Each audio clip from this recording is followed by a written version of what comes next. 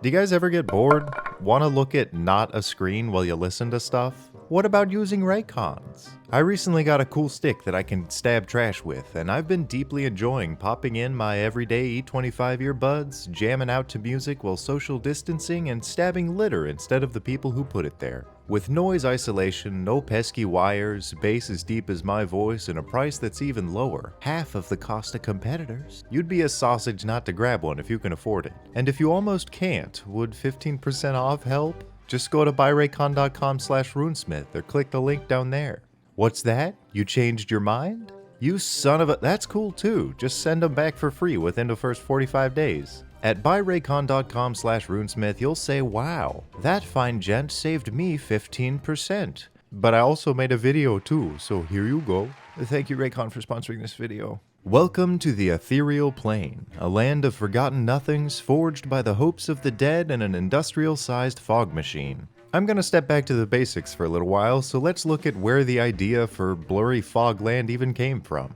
Back in the ancient days of 19th century America, when everyone had magic spirit powers and the sun was made of willpower mixed with cigarette smoke, a Russian lady combined all religions into a super religion that a total of 12 people followed. One of those people took a huge fungal adventure and realized that people had, and I'm quoting, human energy fields, or etheric bodies. These things are always touching you, but live in the etheric plane. So it's like your heart, your liver, and your ghost are all organs. Anyway, slam that crackpot teapot up against the aether, the element of delicate wind and heaven, and you get the desaturated, half-heaven, half-highway we know as the ethereal plane. Let's explore. First question, how do we get here? This is a good question, because it's surprisingly difficult. There's only a handful of spells that can get you in, and a lot of them don't let you stick around. Blink, the spell that pulls you in and out of the fog machine like a shake weight. Etherealness, a 7th level super spell that lets you go Danny Phantom for up to 8 hours. And, aside from fucking plane shift, another 7th level dynamo, that's it. There's also like 100 outsiders that cast it. Actually, I lied. There is a single being, one creature with the unquestionable and unrivaled ability to get you in or out of this warped, glossy world without any effort. What god of ghosts has the power to cast a 7th level spell effortlessly, you may be asking? Is it perhaps a more powerful version of a ghost, the denizen of mist? Maybe a night hag, the queen of twisted dreams? No, it's a horse that someone set on fire.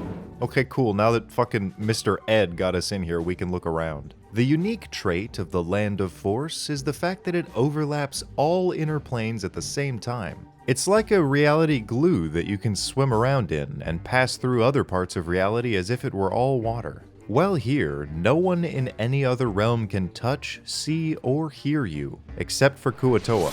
They can all see you. But for everyone else, it's a fantastical place to do some recon, spying on a general's tactics, or committing very shameful acts. It's pretty interesting actually, like traveling through a dream where everything around you looks like a ghost. Nothing but raw force can stop you. Well, that and all the locals. Meet the team, starting with the aforementioned ghosts. Remember when that neo-cultist said that people have energy fields? Well, here, those are souls. And sometimes, the soul of a person refuses to leave once its body dies. But that soul has always been in this plane, so when the body explodes into poorly rendered TF2 gib chunks, their spirit just unbuckles its seatbelt and sticks around. As classic as they come, these things don't leave until they get what they want, and they'll overlap your bodies to get it, which is super fucking scary. And if you're in here with them, well, they're still tough as nails, but you can just obliterate them. Unless they cheat and enter the material plane while you're still stuck without a 7th level spell slot.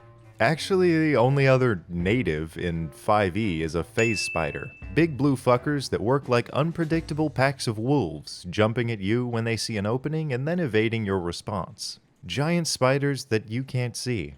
Sounds fun. Then there's the burning horse. He's evil. Oh, and also the hundreds of outsiders that can all cast plane shift like once a day because fuck it. Now what if I told you that this whole plane I've been talking about was actually just a thin line? Follow me to the Twilight Zone so we can discuss the true, much deeper reality. Okay, we're here. The land of ghosts and spiders is secretly just a border between the world we know and the deep, ethereal plane. This is the raw, primordial fog that binds reality together. Few beings know of this land outside of time, outside of distance, outside of bodies and souls, outside the box, but not quite Taco Bell, the place where all things originate. If a powerful enough being knew how to command the rolling fog of the deep ethereal, they would own the fabric of reality. And for those who have been here, do you know what they commanded the fog to do? The same boring shit that you can do in the astral plane, but with Dark Souls boss curtains instead of color pools. Just walk through the right color and you'll end up in the border of that place. You know, like a glorified airport that's color-coded for babies? That's basically the ethereal plane. Okay, is it just me, or did anyone else think for the longest time that it was just like ethereal? No? Damn it. I'm just stupid.